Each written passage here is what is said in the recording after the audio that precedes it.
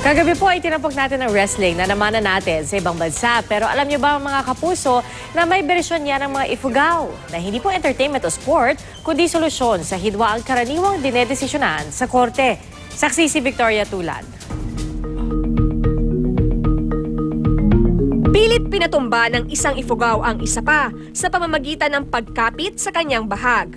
Mistulang ang nag-aaway ang dalawang ifugao, pero ang ginagawa, tradisyonal na burtong pala. Katutubong wrestling ito ng mga ifugao na ginagamit para maresolba ang agawan sa lupa.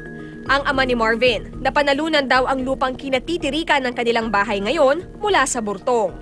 Parang ito ba yung lupa na pinalanulan niya? Dati is kogon ito pero sa ngayon na-renovate na kasi modernized na tayo ngayon. Ganoon na lang ang pagpapahalaga ng pamilya ni Marvin sa burtong, kaya't bukod sa kanilang magkakapatid na lalaki, tinuturuan na rin ng burtong ang kanyang mga pamangkin. Para hindi malimutan ng aming lahi. That is our culture. Dapat na hanggang katapusan until now. It cannot be removed. Naging inspirasyon din ang burtong na napapanood nila sa mga pista. Para sumali sa modern wrestling, ang grade 10 students na sina Arceline at Jeff. Nung nagsimula po akong sumali sa wrestling, grade 8 po ako lang. Karoon ako ng intensyon kasi parang naipapakita rin namin yung lakas namin doon. Sa Hongduan National High School, marami pang tulad nila na na-develop ang disiplina at tatag ng loob dahil sa pagsasanay pagkatapos ng mga klase. Sa tulong nila, sinubukan ko ang modern wrestling.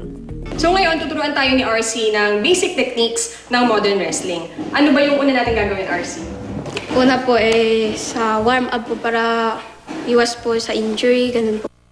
Hindi pala biro ang pinagdadaanan nila RC, lalo na ang sparring.